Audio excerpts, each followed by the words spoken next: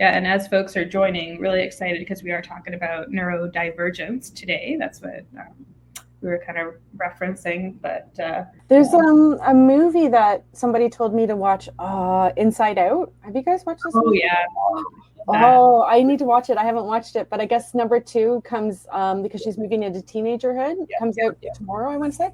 And the island of anxiety is added to it. Yeah, if you haven't seen Inside Out, you've got to watch the first one. It's really like a kids movie about internal family systems, essentially, right? IFS thinking and stuff. It's brilliantly done, and it's really entertaining and cute too. Yeah, I think it's important actually. I think the way that there's complicated emotions. You have these emotions and parts of the brain fighting each other to get to the prefrontal cortex, which is where action is taken, and to explain that to a child. They did such an amazing job in putting that complexity into an animation. And you do need to see the first one first. Okay, you definitely see that one because it is powerful. It's really emotional. I almost cried. It's and I rarely do that for especially a cartoon. So definitely see it. Yeah. Okay, I think it's on the docket for Sunday afternoon, maybe. Yeah, I think it's great because it teaches kids and adults, who probably a lot of adults don't get that kind of emotional education either, but to also understand that there are parts of you, right? And that just because you're angry right now doesn't mean you're an angry person, or just because you're sad right now doesn't mean you're a sad person. They're just parts and emotions that you go through for different things. It's really well done. Yeah. It was a great trend. Yeah, bringing that up, Peggy, was a great lead-in. Yeah. I didn't plan it, I promise. That was perfect. So for folks that have joined us or are just coming on, as part of Prospector and our discussion around mental health awareness for May, we thought a really cool topic would actually be around neurodivergence and its role within the mining industry and kind of how it fits within the context of the mining industry. So that's just a kind of a quick lead in. So for that, I guess I'd like to ask Haydon and Peggy, if you guys want to introduce yourselves, maybe just starting with Haydon first, because you're just to my right on my screen. Okay. Yeah. So my name is Haydon Mort. As you can see from my subtitle there, I'm the founder and CEO of Geologize. And I teach people to communicate effectively. And this actually stems from a period around about 20 years ago where I actually dealt with mental health issues, not for myself, but I was caring for somebody who had some severe issues. And it made me fascinated with how the brain works. And, the neurology, the very high level stuff about communication and the attention and how memories are formed. And since that time until I launched my main product, Practical Geocommunication, 4 years ago, these two worlds of neurology and communication and brain science have had this slow motion tectonic collision. This has brought me to the actual foundation of my company. And, in parallel, I guess the concept of the company and it being like the first in the world to offer the service, I can probably thank my dyslexic thinking for that. So I'm also neurodivergent myself. One of the qualities of dyslexics particularly is they do tend to think outside the box. They do tend to have good verbal communication skills. I hope I'm coming across clearly at least. And that way has helped me a lot in my lived experience, in my scientific understanding of the subject, helped me create this trading product that's been quite successful. So that's me. Awesome. Thanks, Haydon. And Peggy, how about you? Yeah, so I am Chief Growth Officer for the Femina Collective, and I also am North American Business Development for a startup lab business called Paragon Geochemical. And I've been in the mining sector for about 15 years. I come from a marketing communications background, similar to Haydon. I am neurodivergent, so my neurodivergency is ADHD. With a good sprinkling of autism and comorbidity with bipolar 2, which is a mood disorder, not neurodivergency. And all of that makes my brain do really cool, fun things. Then I have a daughter who is dyslexic. She's 14 and a son who is autistic ADHD. So we know that, which is not shocking, but I think it's sometimes funny when people find it interesting. We know that neurodivergency clusters because it's genetic. So that's my lived experience with mental health and neurodivergency, and I bring it into the mining sector every single day in what I do. So awesome. And I appreciate both of you joining and sharing your personal experience as well as your professional insight into how this topic connects in with mental health as well as in with the mining industry. And do you want to just clarify for folks that neurodivergence is not a mental health issue, right? That's different, but there is a lot of connection between the two, right? And even how neurodivergence or larger neurodiversity is handled within a professional context can actually help or work against mental health initiatives, right? So really excited to dive in. And let me kick it off also with kind of a 101 question. Could you guys just explain what is neurodivergence? Like, what does that term mean, and kind of why is it so topical right now? Yeah. I mean, I think I can shoot with that quickly. From a high level perspective, neurodivergence is simply a different way of processing information that is provided to you through your 5 senses. In fact, there's a 6th sense, which is your proprioception, which is the way you are in equilibrium with your space and gravity. So there's 6 senses, and those can be tweaked, so the inputs can be higher or lower. It's like a volume setting for each of those senses. It can be different depending on the type of neurodivergence that you have. And in that way, the response that you give to the environment will be different. And just a very quick note on what you said, Emily. Yes, neurodivergence can certainly be and often is an asset and a skill. But at the same time, there is a spectrum. So you could be level 3 autistic and mute, and therefore you do have a disability that needs to be treated. But with the milder cases, and even those people, they have skills that can be exploited in a hard-nosed way. But at a high level, that's basically my interpretation of neurodivergence. Anything you want to add, Peggy, to that? Yeah, so mine is somewhat similar. Like, we are all neurodiverse in some sort of way, not like in having neurodivergency, but we all think in different ways, right? So, but there is something called allistic, and allistic is the neurotypical type for the, however many people of society, generally that functions fairly well, and you can adapt relatively easily to changes within society, right? So if, the time for dinner changes, you're not going to have a meltdown, that kind of stuff. Neurodivergency is a little different to Haydon's point. It is a spectrum. So what can be oftentimes and I experience this in my own world, what can be oftentimes very challenging for neurodivergence is when people say, well, we all are autistic or we're all on the spectrum. No, that's not the case, because you can still function in this world without it being somewhat disabling to you when something happens. When you have neurodivergency, if something happens, such as a meeting changes or somebody throws something else into your day that needs to be done, you will have most likely an extreme response of some kind. And there is some sort of, there's different manifestations on to how that looks. You could have, rejection sensitivity disorder.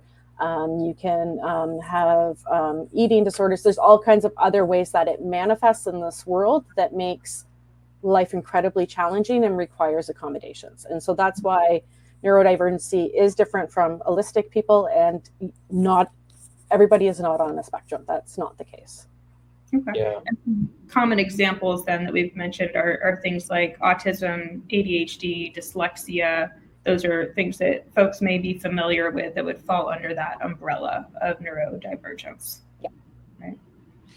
Yeah, and just to drive that point home, what Peggy said, it is a bell curve, and what is divergent, truly divergent, will vary according to in time and space and culture. So it might very well be that somebody might be neurodivergent, as in out of the 95th percentile in one culture, but completely normal in another culture. It is basically what is normal in a society in inverted commas and what is kind of outside the norm. And that is what we call the neurodivergent. So it is quite subjective. Yeah. And it seems like something that certainly I didn't hear a lot about until very recently. So is this something, especially within the mining industry, that is a new topic, or something that folks are thinking about in the more recent time frame? Yeah, I think that I think the general reaction is that more people are neurodivergent. That's not the case. We have a different understanding of what neurodivergency means. So while there might be more diagnosis, it doesn't mean that there's more neurodivergence. Like, for example, we know that neurodivergency in girls and women is incredibly different than boys and men. And how it's expressed and made visible. How it's expressed and made visible is is very different.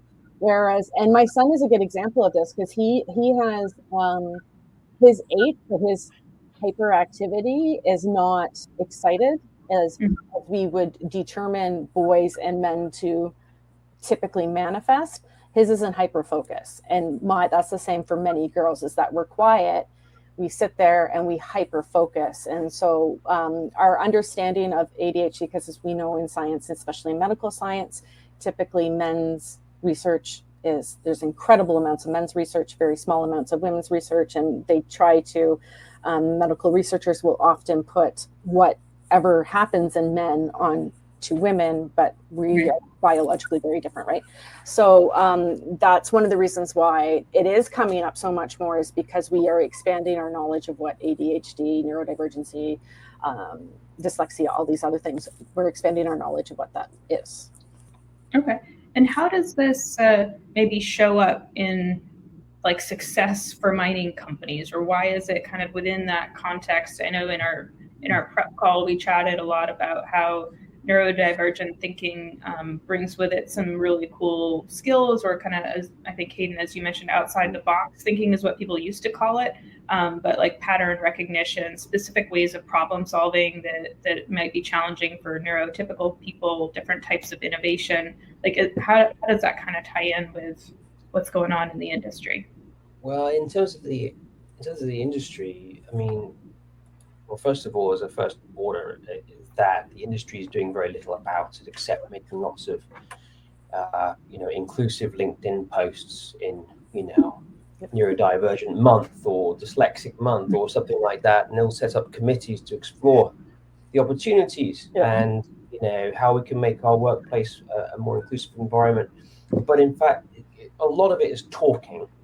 It's not actually, they're not actually reverse engineering their job descriptions to actually target people who are neurodiverse. And so when we talk about some of the intractable problems and challenges facing the mining industry specifically, and that is, for example, social license to operate, that is addressing a wide negative public perception of the industry. They're very much still stuck in their ways. They're stuck in their neurotypical thinking, or they're just typical in this case of waving a phone around and saying, "Look, everybody, how many minerals are in your smartphone?" And regurgitating the same talking points over and over again. There's no divergence or no out-of-the-box thinking about how we can actually, in the medium to long term, shift public perception effectively, because these talking points have been delivered over decades now, and it hasn't translated. You can argue about the best way to do it, but it hasn't translated into a meaningful shift in public perception. So the best way to do it is to think differently, and the people who cannot think normally, which are the neurodivergents, are there ready and able to deliver innovative solutions.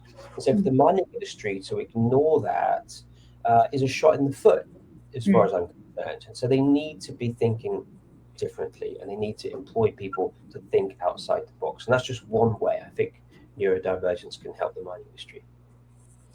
Yeah, I think that one of the things that Haydon touched on there was social license to operate.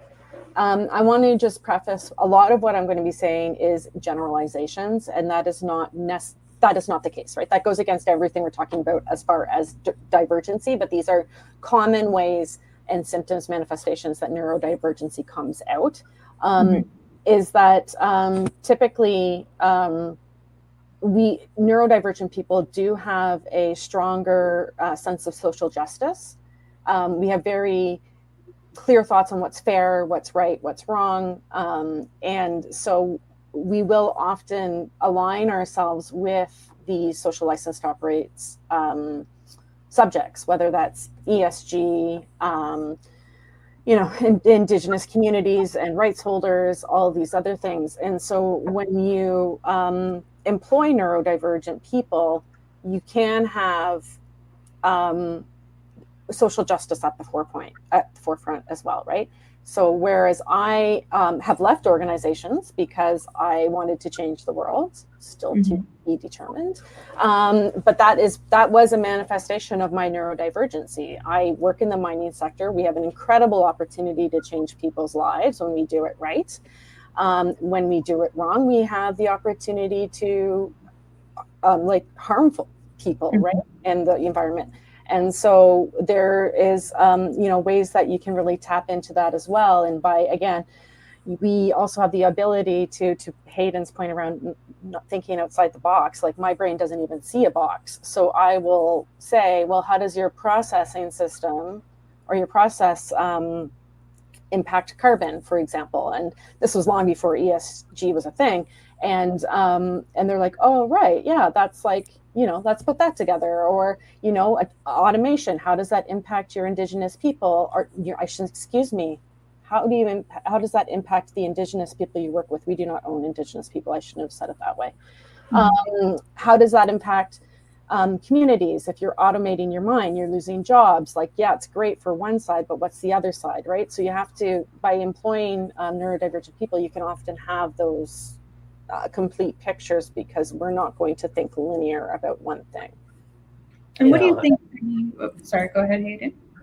No, I just thought it was great what Peggy just said, and just to complement that, it's interesting that when somebody is typically presented by a challenge and something which is a problem, they tend to kind of go around it. They don't really go through it.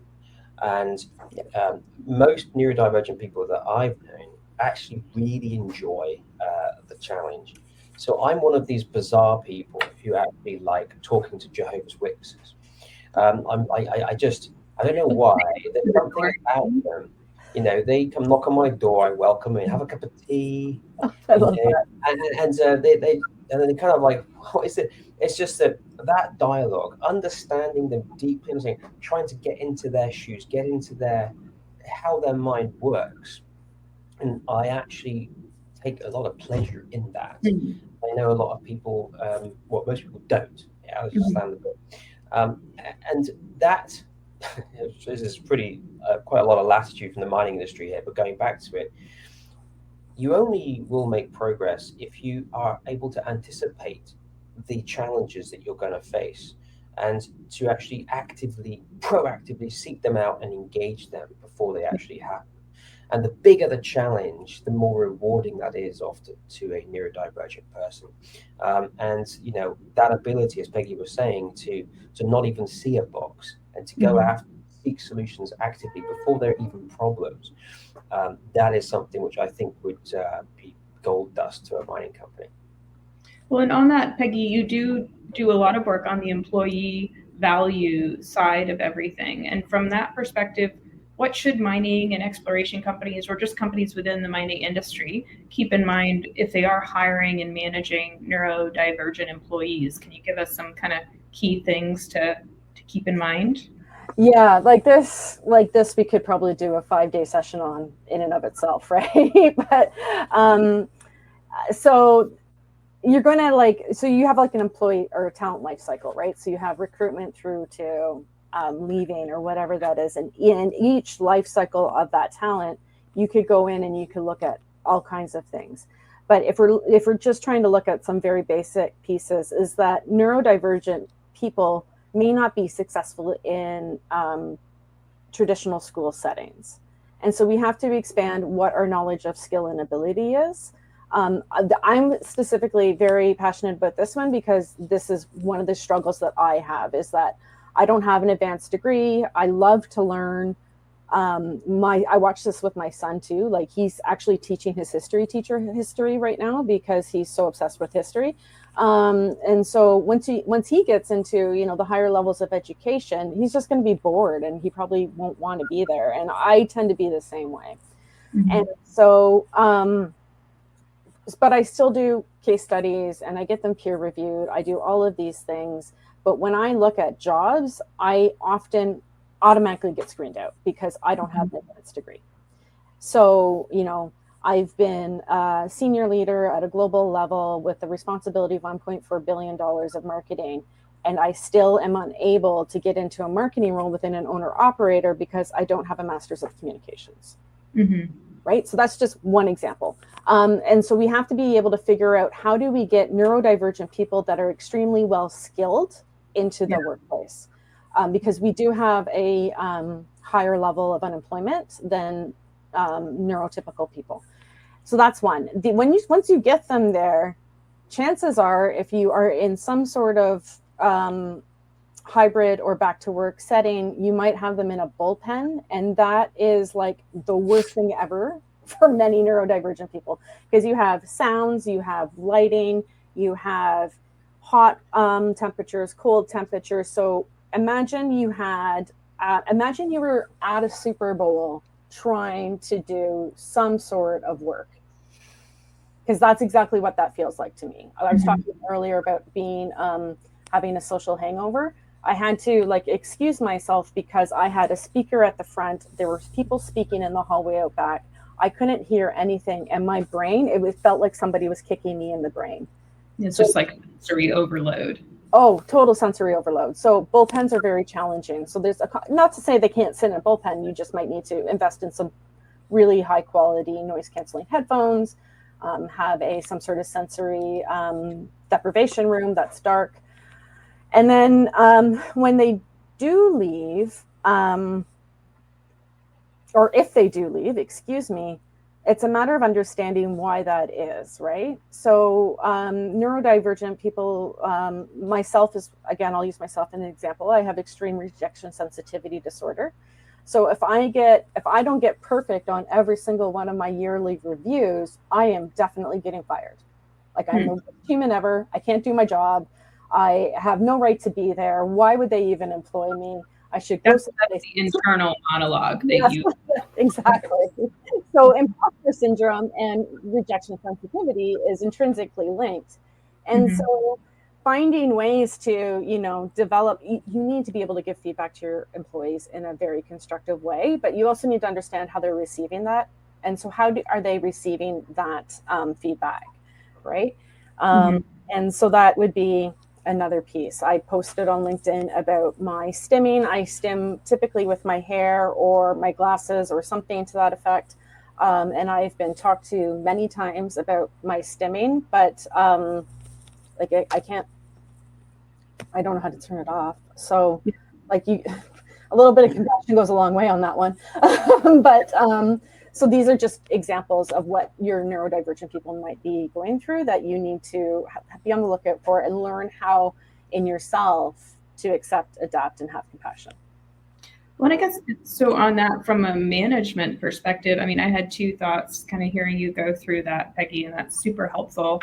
One thought being, like, how is a manager or an employer supposed to know that someone is neurodivergent, right? How do you kind of assess that? Or are you expected to, or are you, is kind of the way that it's handled right now typically that someone will self-identify and raise that to a hiring manager or their actual manager or team? How do you handle that kind of, self-identification? Or is it like, hey, as a manager, I'm seeing that this person handles situations differently and I should open up that conversation, right? Or, I just know in a lot of workplaces these days, folks are hesitant to say things that might be, that maybe they're not allowed to say, or they don't think they're allowed to ask. Like, how do you both, maybe Haydon, you kick it off, how do you suggest communicating about these issues in Well, the work. it starts before you actually apply. So it's in the job description, as I mentioned before, that neurodivergents are welcome and even desired. So you should be encouraged to mention your neurodivergence with pride in your job application. That immediately sets you at ease when you arrive. You already know this is Right. something that you welcome. And then and this needs to come from the top, right? So the CEO needs to illustrate, demonstrate this. Everybody, as Peggy said, everybody to some degree is neurodivergent. There are people who, let's just take it. We talk about visual learners, tactile learners. These are divergencies. If there's officially neurodivergent, but they're divergencies in the way people receive and devolve information. And so celebrate those divergencies. Encourage people to doodle if they think that is going to help simulate information which is being given in a board meeting, for example. The CEO could be openly doodling, and that if that actually helps them absorb the information that is being spoken to them, nobody should take that as a sign that they're listening, because it's the opposite, in fact. Right. It's come from school, this idea that doodling is bad and it's distracting, or whatever. That's something that comes from education. So this needs to be exemplified by management, senior management, that this is a good thing to do. And then this open doors culture, this transparency that everything's acceptable in this arena, will filter down. People feel more accepted to be more open about who they are. I think now, like with my daughter at school, like fidget toys are like available, are like made available by the school, right? And I remember when they first came out, gosh, when my stepkids were younger, and it was sort of a very new thing. And now it's actually like part of how they prep for testing and quizzes or certain types of things. Like, okay, if it's helpful for you to have this specific thing to, in their words, fidget with while you're focusing, make sure you have it ready, which I thought was a really interesting adaptation from, at least certainly when I was in school, when fidgeting was a big no-no, right? Similar to doodling. But now it's kind of incorporated in that folks have to physically interact with things in a different way to be able to focus.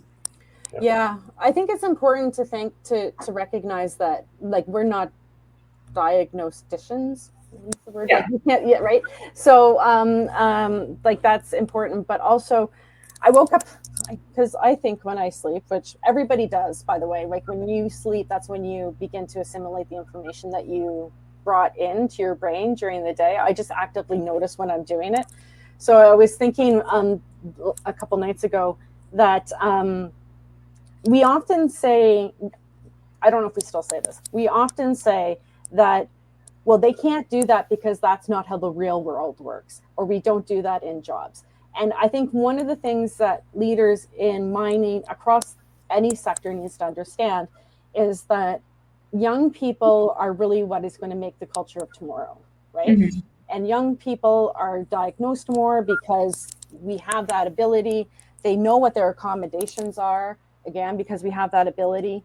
There's all kinds of other things there. So understanding, to Haydon's point, making sure when people are coming into the organization that we're accepted of neurodivergency, and asking them, what do you need, is really important. Like, so when I was diagnosed, my psychologist said to me, so do you need to have accommodations? I was like what? And she's like chunking. I'm like, are you kidding me? I'm a 40-year-old woman on a team of a $94,000 people company. I'm not going to go say, excuse me, sir, can you please chunk my workload? No, I need to have so that was self-discovery for me with my executive dysfunction. And then Chat GPT came out. I'm like, oh, as long as I have Chat GPT, I am good to go. And regarding Haydon's comment about communication, when we are communicating with people, and I say this all the time to people that do proposals, people do not assimilate information the same way. So when you do wall of text and you have a neurodivergent person that can't read that wall of text on your selection committee, that's probably not the best way to write your proposal. So this year with the Femina Collective, when we were looking at how do we make our scholarships inclusive, because we have 4 scholarships to give away this year to post-secondary students. One of them is not doing essays. if that's their preferred way to do it, they can do it. They can also do a PowerPoint, a collection of TikToks, a video, however they want to address the application criteria in any type of communication that works for them, then that's the way that we will accept it. And do you all hear, I'm just hearing it in my head from my time with large, very structured bureaucratic organizations that, you know, kids these days, everyone is a special and unique snowflake, right? And, you know, that's just is along the lines of like, you know, that's not how it works here. How do you, is there kind of a way to reframe that objection, right? That we can't be expected to accommodate all of these different variations within a workplace. And I think, you know, we're all kind of right now talking workplace in terms of like office, right? But of course, in the mining industry, workplaces are oftentimes, you know, in operations, right? Outside in the mines, heavy equipment. You know, it is a different scenario than just kind of like the, you know, the office-based headquarters mining space. So how does that work when you're trying to make accommodations or recruit, but there are kind of specific workplace dynamics, whether it's health and safety or, you know, kind of operational challenges? Because I could hear that line, right? Yeah. I think it's understandable. I think it's misplaced. It's actually not as hard as you think it is. I get that thing about people being snowflakes, but again, I think that it's down to respect. But I do agree that, you know, there is such thing as resilience, and resilience is a good thing, and people do need to feel uncomfortable sometimes. I don't like the idea that, you know, we need to cocoon people who are different, and that, of course, it's a question of basic respect and treating people fairly. And yes, if something has to be done, you know, it has to be done. That's fair enough. It's just all it involves is a little bit of listening. I mean, half of the challenge that anybody faces in any company is that they don't feel heard. Okay, and so you're able to feel heard, and that means that you are given the opportunity to speak, right? And then a minimum amount of action is taken based on what you've said. This is a basic level of dignity that should be offered to any employee.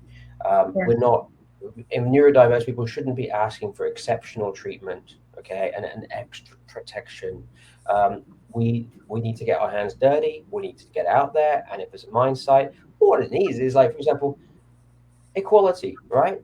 Give us female toilets, give us female fitting PPE, for example. This is going outside neurodivergence here. But this stuff is still a hard graft to get. I mean, this is hard stuff. You know very well. And so a similar kind of thing with regards to neurodivergence. Do we have, you know, ear protective gear? Yeah. That kind of stuff. And if you are sensitive or you're an introvert, you know, is introversion neurodivergence? Well, it's a kind of divergence. It's not, there's extroverts, introverts, omniverts, whatever. And so everyone's different. So let's just listen and provide basic care to our employees. That is almost enough in and of itself. Yeah, I agree with Haydon. I think when people say that, they're not giving the it's not even like respect. I don't think they're giving people enough credit. Like, I'm not going in and saying, I don't like school, but I want to be an engineer. Employ me as an engineer. Like, that's not at all what I'm saying. I'm saying I have a very credible portfolio of communications work that tells a story about who I am and what it is that I do. Take that for what a master's of communications might be, right? That's what I'm saying, is that you have to be realistic. People are realistic in their capabilities, typically, for the most part. You have to give them credit that they're not going to be going out of the way to apply for a role that they are completely out of the realm of possibility. So it's a matter of giving people credit, giving them basic respect, asking them for alternate ways to demonstrate their knowledge of skills. And then, you know, you're widening open the talent pool to address this incredible massive talent gap. And once you get people in, if you have somebody who is an engineer, for example, and really struggles with this one particular concept, and you can say, great, how can we teach you in alternative ways, or how can we give you the experience you need to learn under mentorship and all these other stuff? That's what you start to do. It's not a matter of saying, well, this person's crazy and wants to be an accountant and they don't know how to do math. Like, that would be me, for example. Like, I went into marketing because I didn't think I would have to do statistics, and then I had to do statistics and I was shocked. So like, I think we need to be realistic and give people some credit. So yeah. And what I can imagine, if you just follow that up, when people have their annual performance review, which normally strikes terror into anybody who's rational, I would love it if the table was returned during that process, and the manager or whatever was to say, what are we doing wrong? What can we do better? And I think that the employee should actually get credit for bringing to the table actionable solutions. So in preparation for that process, they would be given maybe a check. It's like, if you do this, if you make a suggestion which makes our company better, this will count to your career progression, right? So there's a tangible benefit for people to actually reverse that table and have that dialogue, and it brings value to the company, and that will ultimately affect its market capital. And I always think, I've got a lot of experience managing really diverse teams in different cultures, right, in different geographies, and highly integrating a lot of very different technical specialties onto one team. And so from my perspective, also just being aware of the fact that certain specialties may attract neurodivergent thinkers also, right, where those those thought patterns become a tremendous skill in different technical specialties. So you may be more likely to be dealing with folks that are neurodivergent if you're dealing with folks in certain specialties. And then if you're trying to integrate those different specialties into a team, like for an exploration program, as an example. And then also that you may be doing that in a different culture, right? A different country, or even different state or setting where communication is different. And to your point earlier, Haydon, that we have expectations of what normal looks like, but that's not the case. I mean, I've worked in a lot of countries where what we as Americans would expect for kind of like being a good team player and good team camaraderie would not be acceptable in other places, right? And so that's not, and so putting it all in that context, if you are in the management perspective, or if you're on a team and you're seeing, hey, these are folks that think very differently than I do, and it may be coming from a neurodivergent space, it may be coming from a different cultural space. Those are all things that, in general, like you said, just to be respectful and to be effective, right? To be effective in accomplishing your mission, you have to start with awareness, and then how can you make everything fit together and work? Yep, I completely agree with that. I was just noting that somebody asked a question. I don't know if you wanted to ask that, because it started. I think Jess started. And I think it kind of goes to what you were saying a moment ago, about the tangible benefits. And I was just, so Joseph has asked, I don't know if he's brought up on the screen what big areas of neurodivergence can help in mining. And I just wanted to go to that because it's relevant to what you're talking about.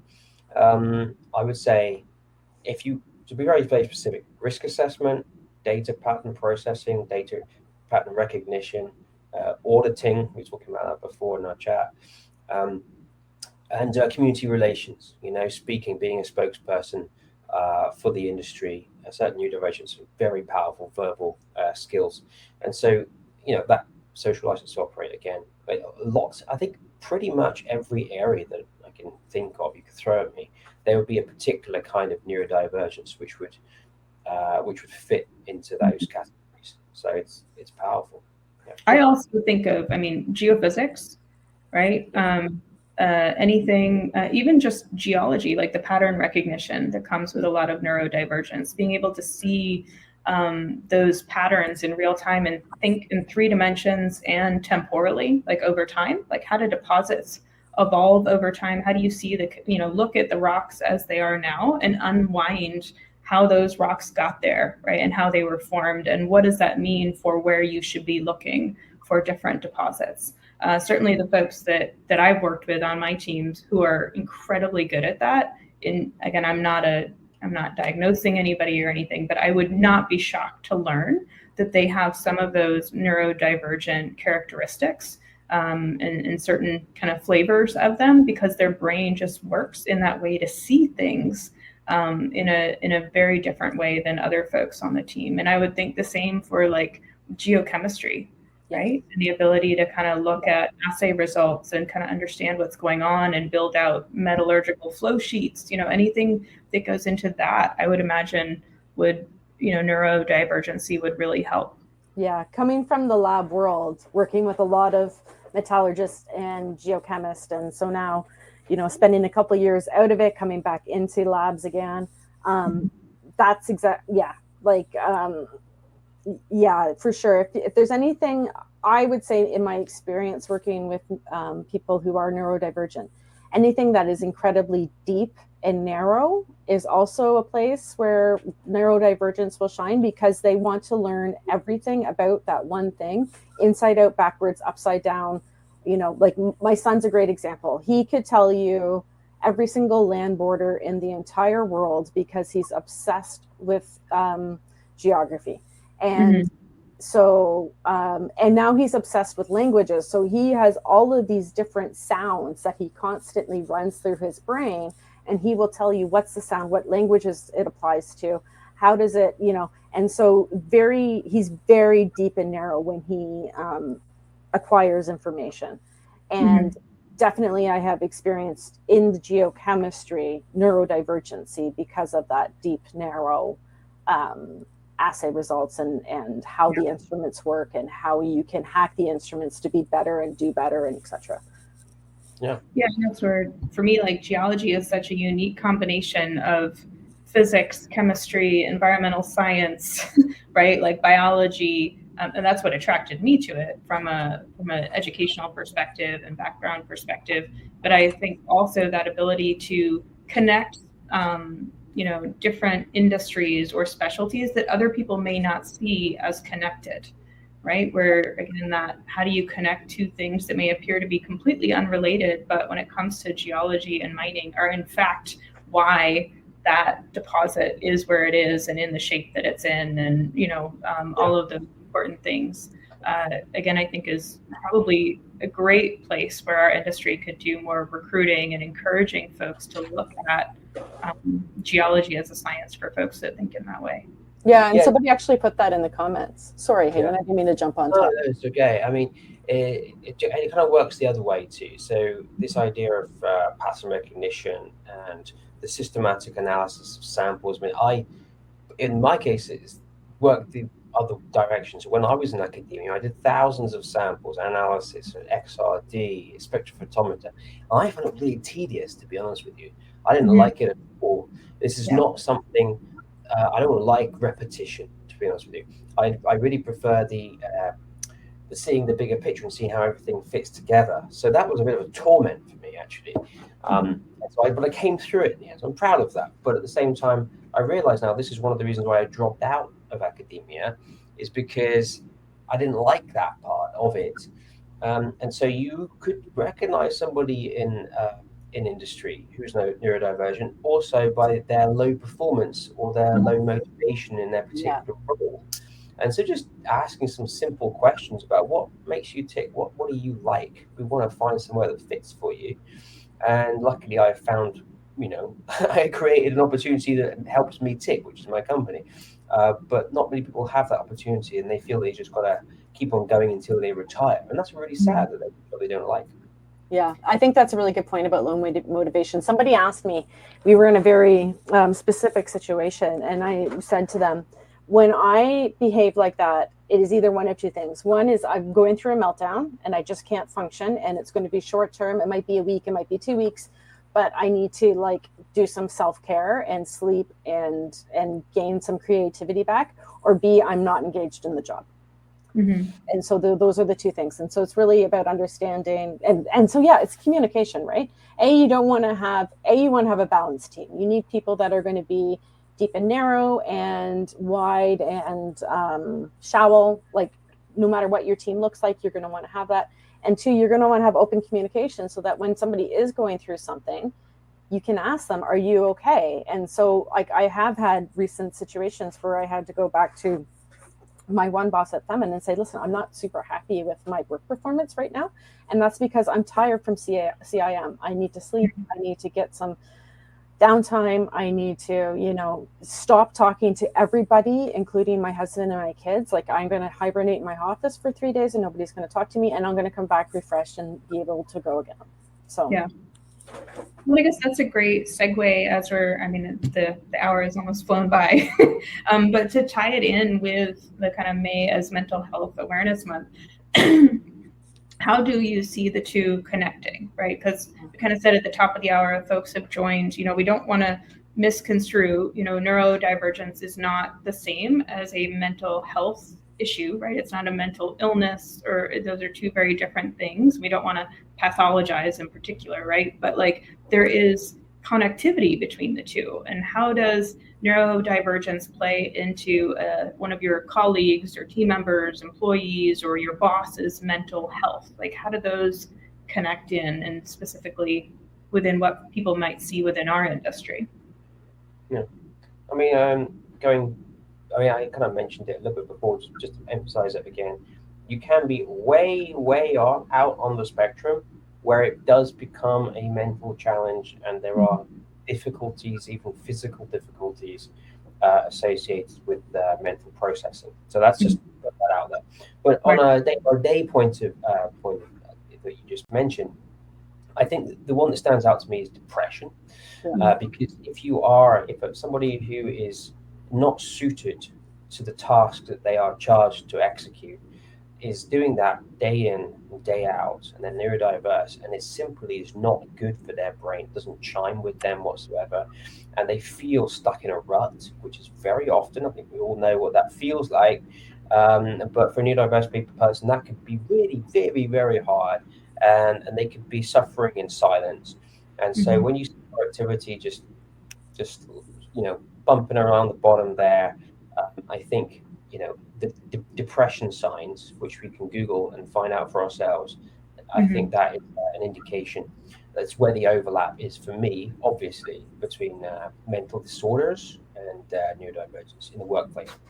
Yeah. So what Haydon just said. So we talked very briefly about a couple of manifestations of neurodivergency. Is one is executive dysfunction. So executive dysfunction being unable to start a task, like it's paralysis by analysis is another one that we often use. That is one very extreme manifestation for me, where I, especially as a creative, if you don't have anything to say in your brain, you get completely stuck and can't say anything at all. Writer's block is a very common executive dysfunction piece. So if that exists before ChatGPT, sometimes I would go weeks with executive dysfunction. And so that begins to obviously impact your work product, and then you're feeling disappointed with yourself.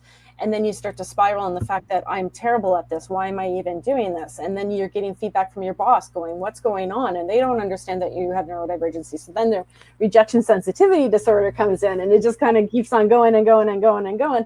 And the next thing you know, you're like curled up in a ball on the couch crying for days on end. And I'm somewhat making joke of it, but that's a real situation that happens. That's where your neurodivergent manifestations start to impact your mental health. And so it's really important for me to take care of myself. Like I have spent at this point years in therapy learning how to set boundaries, to be able to express how I'm currently feeling, because that is a big thing with the autism. I don't always express well. Set boundaries, express how I'm feeling, talk kindly, don't have outbursts, manage your medications, understand what good medications look like, eat healthy, get enough protein. And it's a lot, like it can be a lot. So, right now I'm in a place where taking care of myself is more important to me than making the nice big shiny salary I had at some of my previous jobs, because that balance and that mental health, I need to address that now so that I can be better in the future, and I can have clarity and understanding of what it is that I require. So that's how it starts to affect you. What I would suggest also, folks, if they're listening and they are interested more on the mental health side, we recently did a podcast episode around mental health in the mining industry and with fly in, fly out in particular, and would encourage everyone to go out to our On the Rocks podcast and listen to that episode, because I was unaware until I was researching for that episode that mining has the highest rate of male suicide of any industry in the United States, right? So mental health is a significant issue within our industry. And, I think it's something that folks need to be really aware of. And if these two issues do kind of go hand in hand in any way, it's something that folks really do need to pay attention to, right? How can you start to address mental health by also maybe evaluating how neurodivergence is kind of handled and accommodated within your workplace? Because again, the mental health is not something that I hear talked about, even if it is just talk on LinkedIn and stuff. It's definitely, for me to be as active as I am on LinkedIn and, different kind of social media and conference circuits within the industry, for me to not even be aware of that up until a month ago, I think is kind of a glaring example of how little we talk about mental health in our industry. And if we're trying to encourage more people to join our industry, if we have a massive, hiring issue, talent gap, how are we ever going to get folks to come work in our industry? And yet we have statistics like that out there that we're not openly addressing, and figuring out how, issues like neurodivergence can be better handled, right, within our industry. Then we're missing a massive, massive opportunity. Yeah, I'm a firm believer that men's mental health, men's in particular, is an extremely important to address in order to get diversity, inclusion, and all of equity. Because once you start to address men's mental health, they can begin to think about how they're feeling towards things. They develop that introspection. They develop those communication skills to begin to learn more. There's a lot of benefits from addressing men's mental health that will begin to reverberate across the sector, for sure. Yeah, and thank you, Jess, for showing that episode up on the screen. And it was with Hazel Duffy from Enjoy Your Mind, and she and her team have some really phenomenal ideas for how you can address some of those things at a mine site to create like a more enjoyable work environment, which therefore turns into a more inclusive and positive work environment that then has impact on mental health. So I think there are some great ideas out there, but again, I think these two topics really go hand in hand. I would think more so than people would expect, right? Yeah, I would totally agree with you. I'm not sure if I meant to follow up with that. People look at me, but I totally agree with that. And I wasn't aware of that statistic that you just mentioned it about male suicide. I cannot say I'm particularly surprised about that, because that's actually a reflection of society. Actually, men are statistically more likely to kill themselves, and I think that is because men don't feel able to express their emotions perhaps as much as women are, and that's the macho part of society, which is really unhealthy. And I think that by introducing more equality and exemplifying positive behaviors, men will be more open about their feelings. This is the clear overlap for me between neurodivergency and mental health in all areas. Neurodivergence, neurotypical people. We need to just be honest about who we are, and businesses need to just be hard-nosed enough to see an opportunity here, sensitive hard-nosed, see opportunity that when people are happier, their business is more successful. As simple as that.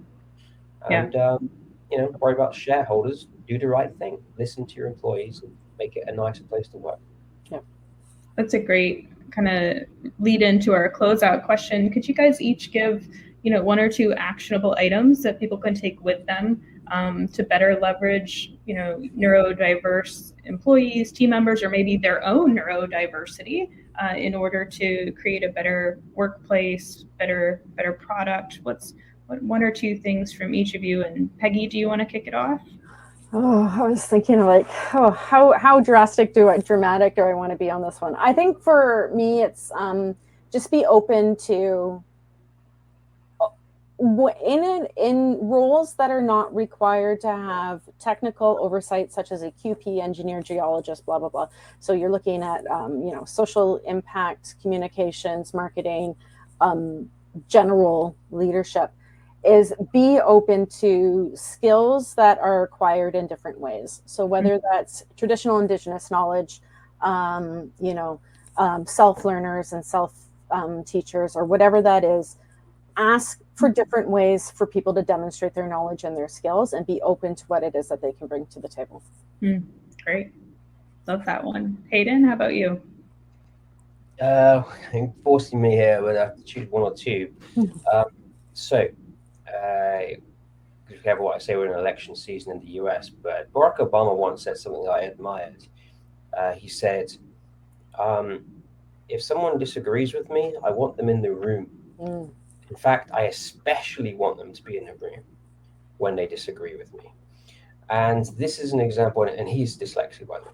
So this is an example of where, diversity of opinion and types of people in a situation, like in a collaborative situation, which running a country obviously is, but also in a multinational corporation, having that diversity and actually rejecting, the homogeneity in terms of the voices, seeking heterogeneity in terms of the types of thinking and skills. This is the way that you run something successfully. And I just want people to be better listeners, essentially, especially the leadership. And the people going into those jobs, I want them to be more comfortable. Now, that's a whole process in and of itself. How do you be comfortable in yourself? There's too many self-help books that I can even think about to actually help people do that. But to accept yourself and then to go into a job as an open book and expect to be treated fairly, which is not an unreasonable expectation. And so when those two things meet in the middle, then I would expect real change to happen. No, those are great suggestions, and really appreciate both of you joining us, and everyone who joined live or anyone who's going to listen to this after. Really appreciate you taking the time to talk about this topic and learn a little bit, hopefully. And we look forward to having everybody back for our next mining roundup. So please stay in touch throughout the summer. Thanks, Haydon. Thanks, Peggy. Thanks, Emily. Thank you.